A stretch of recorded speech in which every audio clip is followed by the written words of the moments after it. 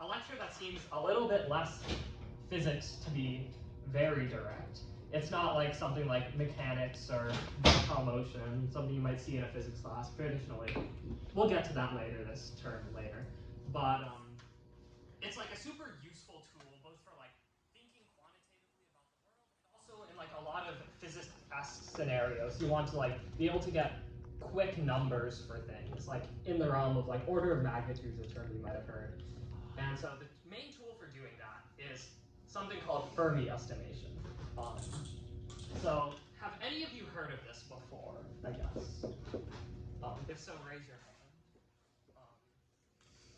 This is good, this is good. So I'm actually teaching you something new today.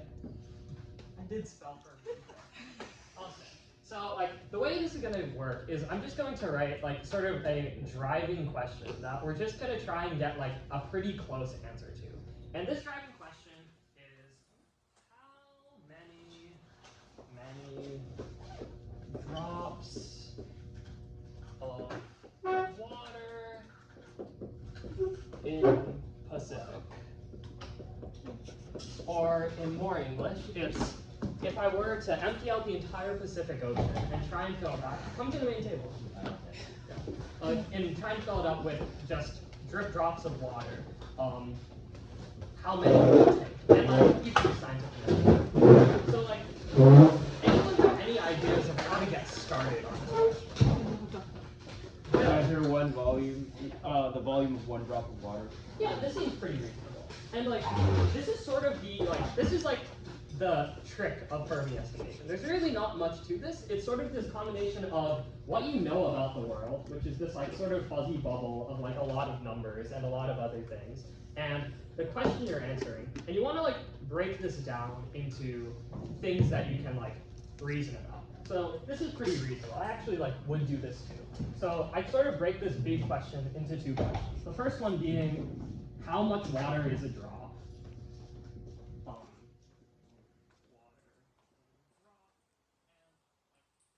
This amount in like milliliters or something like that, or micromilliliters, whatever, microliters. What is like the other question that I would have to ask to like do some multiplication or whatever to get this answer?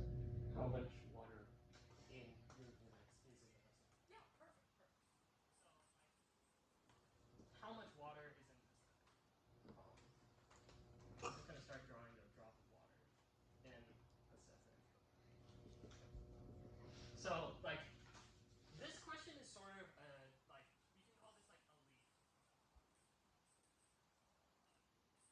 Also sort of a dead end. Does anyone have any ways to like break this down further? Which one? How much water is in a drop? Molecules. I guess you could, but this feels like pretty difficult.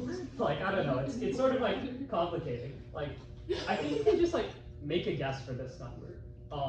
If you were to break it down even more, it makes it even harder to measure. Yeah, absolutely. So like I think you can just like this is a dead end, this is a leaf, no more reasoning here. Let's just like pick a number for this. That seems reasonable. Does anyone have any reasonable guesses? 1,000. Laughing this much, Sophia. Because there's no R at the end of water. Yeah, fair enough. This is going to be standard for all the lectures I give. This sort of imprecision, but all good. Hundredths of a millimeter. 100 milliliter. Any other guesses? I mean, a hundredth, like 1 over 100. Yeah, I'm saying like okay. I guess like I'm saying like how many drops of water is in milliliters? Like the question that I'm asking. Oh. Drops per ml. Any other numbers than 100? Yeah. Okay. This sounds pretty good to me. Like if you take chemistry here, you'll probably do like.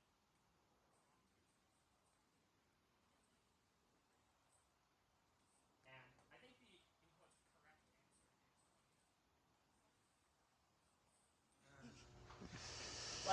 So now we have like question number 2 to figuring this out. How much water is in the Pacific Ocean? What would we like? That looks like an Among Us. I know. So, Where? Oh, I see it now. Yeah. But yeah, like, what things? This could be like really anything. Like, what facts would you know to try and get an estimate for this number? Depth of the ocean? Yeah, this is really good. Depth. So like, if we have two things, it's like you can imagine almost that like the ocean is a box, and we have one of its, or like a cube, I suppose. Can I draw cubes? Let's see. Why are you drawing it like that? So we're assuming no water goes in or like out. Yeah, we're just saying like The Pacific Ocean. oh yeah, we're pretty much just saying like there's some amount of water in it right now. And so like Will sort of asked about this like y-axis, z-axis, which is like how much, what's the depth, and there's also this like width and length terms that sort of can be like summarized as the surface area. And so like if I were to break this down, if we had a number for the depth of the Pacific Ocean and a number for the surface area of the Pacific Ocean, I can do some math.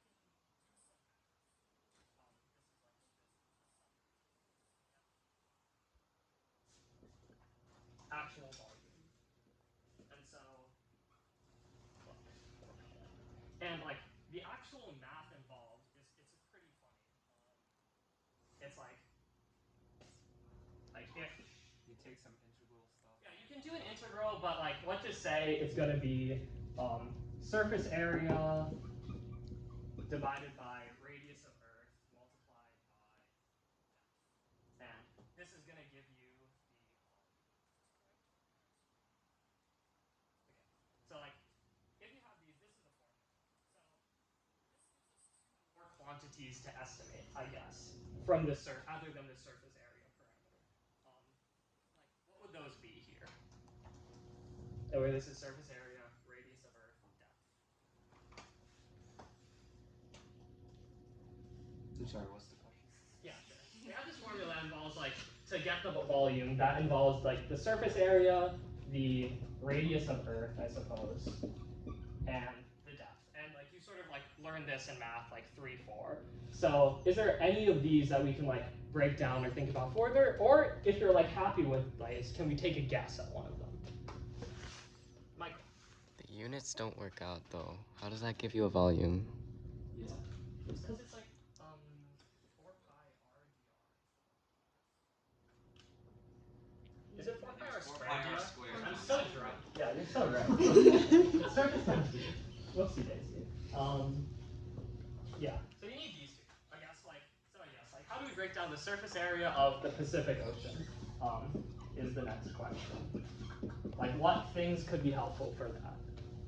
Wait, how much of like the ocean is the Pacific? Oh, that's pretty good. Look it up. This is like expressly the one thing we can do. Wait, why not? Because we can't use Google for Fermi estimation. Well, no. I mean, like, wait. Hold on. But it's all chilling, right? Because we can pretend like the whole surface of the Earth is water, and we're only looking for an order of magnitude here, right? So like. Okay, to go back to like how much of Pacific. I was saying like in response to your thing, this is like banned. Like Googling things is banned. But I like this idea. Like how much of the Earth is the Pacific Ocean?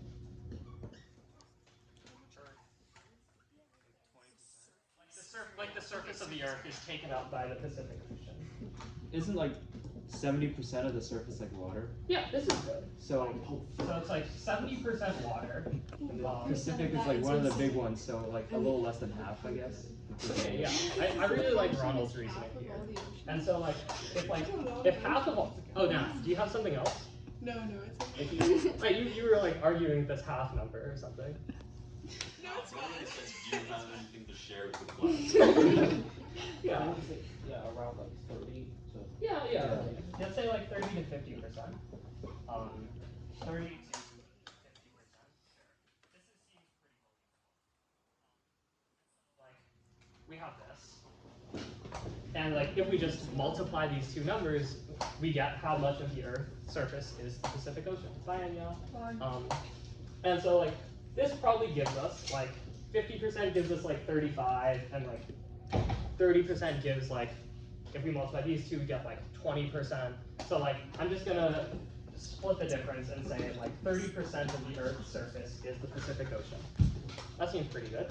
Like what is the other natural natural question we should ask. If we want to know how much of the surface area is the what is the surface area of the Pacific, and we know how much of the Earth's surface area is the Pacific. What do we need? Earth's surface Yeah, area. perfect. Yeah. What is the surface area of the Earth? And like you've learned, like the grade school formula for this is 4 pi r squared, where r is the radius of the Earth. And like I guess your final question is, what is the radius of the Earth? What? Sorry, say that? 3,958 Yeah, miles. miles. Yeah. If you take math 3 here, 3,960 just gets like beat into your brain because of how many problems you do. I'm sure people here have been a while can vouch. So in kilometers, it's like 6,371.8. Peter actually made me remember this. Or is it 8.1? I can never. If you didn't know the radius, how would you estimate it? You would just walk across that. If you didn't know the radius of the Earth, Then you can measure how much one step is, and then you could walk through there and see how big the Earth is. this is an approach if you had a very strong drill. Yeah, you would I think you just keep going down the chain until you get to things you know. And luckily we had someone here that knew the radius of the Earth. The Greeks do some stuff with like stars to estimate it. Yeah, there's many ways. You can even go down to Archimedean times and run an experiment to determine the curvature of the Earth and stuff like that. So we have this. Oh wait, I just thought of something. This is Cam. What's up? There's this fact that if you stand at the ocean, you can see 7 miles to the horizon. So you can use this to kind of geometry your way into the radius. Yeah, sure. I just have a calculator open here. So this is actually we're not using a calculator. That's cheating. So we're just gonna start trying to get a number for this. So we have this. We're squaring this number. 6 squared is 36. 7 squared is 50. So 6.3 squared is probably 40 something. Yeah,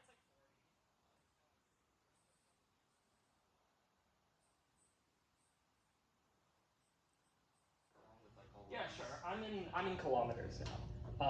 And then we'll just get into cubic kilometers and then do whatever. Yeah, we'll figure that out as we go. Keeping track of units is absolutely super duper important, and you'll find out when you guys are off in groups doing this by yourself. That's where the free still wells comes in. So this is 40,000 km squared, and this is maybe if I could say what are your learnable skills here, it's sort of 3 things. It's breaking down problems in this manner. It's knowing just a bunch of random numbers, the radius of the Earth. Wait, it's 6,000 squared, right? Oh yeah, it's 40 million. Yeah, 40 million. A couple more zeros, yeah. And then it's keeping track of the units and doing this approximation math.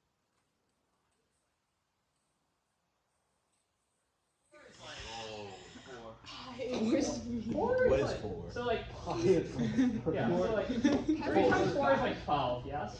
So this is pretty much 10, so we're calling it. Yeah.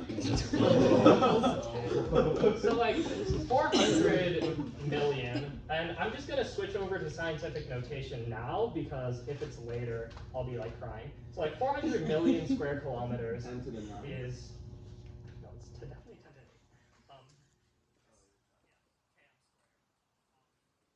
And then maybe we'll convert to meters later. So that's the surface area of the Earth. We said it's 30%. That's pretty much 1/3. And so we'll say this is 1.3 times 10 to the 8 kilometers squared. This is the surface area of the Pacific Ocean. So we're here right now. What number do we need to progress further up this chain? Depth. Yeah, depth. This is something that you can probably think about, and break down further, but in the interest of time, I'm probably not going to. Anyone have any good guesses for the depth of the Pacific Ocean? It's put like 10,000 meters or something. 10,000 meters. Wait, but this is all good though, because it's like within an order of magnitude. Well, like what? Okay, I guess like another way of thinking about this thing is like I sort of wrote down ranges here. So what's like a range that we're pretty confident has the right number in it? Like 1,000 feet. At least like 2 meters. That's not. Well, we want like a pretty tight range. What were you saying? 30,000 feet. 30,000 feet. So that's again like 10,000 meters. I think like 2 people said about 10 kilometers. So 10 kilometers is it is. Because Mount Everest is like 8,000, and then like I know Mount Everest can fit inside the trench. But that's the deepest, right? Yeah, and then you just think. You just make it up. Like, it makes sense that it's like 5 kilometers. It's fine though. Yeah, sure. Like, I sort of agree with like this amount of things. Like, I think what Michael did is like pretty cool here. He's like, I know this fact that like I know that Mount Everest is 8 kilometers tall, and I know it can fit in the Pacific Ocean. So, because I like found that out online. So it's like probably at least 8 kilometers and then 10 kilometers. And then Ronald says, but that's like the deepest part. So like maybe on average it's more like 5. And maybe that seems more reasonable. So I'll call it 5. And so like this is how you can get an answer of these like numbers that like you probably have no intuition about based on like random facts that you know. Random facts are great to know. Watch more YouTube, everyone. So like we have 5 kilometers and like 1.3 times 10 to the 8 kilometers squared. So we're just gonna multiply by 5. 6.5 times 10 to the 8. Then I'm gonna like unit convert to milliliters and hopefully do this properly. A liter is equal to 1 deciliter cubed, which is equal to point. So it's like 10 to the negative 3 meters cubed. So yeah, and so like what I'm gonna do here is I'm gonna go to meters cubed first, which is 5 times 10 to the 9 plus 8 is 17 meters cubed. And I want to go to this. 10 to the negative 3. So this is going to be 6.5 times 10 to the 20 liters, which is going to be 6.5 times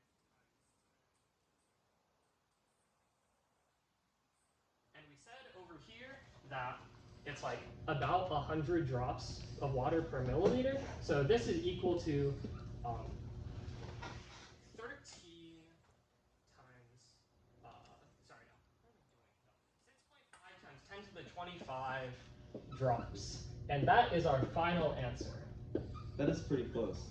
And I did the math on my own laptop after with Googling numbers. It's actually 1.4 times 10 to the 25.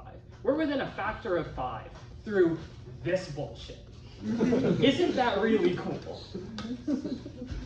So yeah, so like, this is like hopefully a demo of the things you should be doing when you're trying to do these kinds of problems. It's like, you know some numbers about the world, you can see, you kind of remember which ones are relevant, like radius of the Earth is probably relevant, drops per milliliter is really relevant.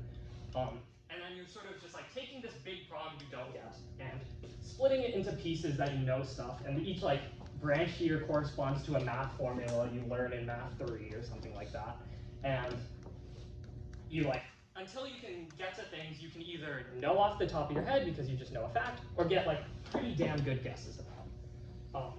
Like the 70% water thing, like it's actually just 50% of the Earth is covered by the Pacific Ocean, and it's actually like we're within a factor of 3 right here. And you can also kind of see like we were off here and we were like pretty off here, but like our errors, because they're sort of uncorrelated, we're not like always guessing a bigger number than the truth, and we're always not guessing a smaller number than the truth. When you like multiply everything together and do this math, like these errors are in opposite directions, so they sort of like average out. And it makes it so it's like we are way closer than we have any right to be, but you're like consistently way closer. So it's good. All right.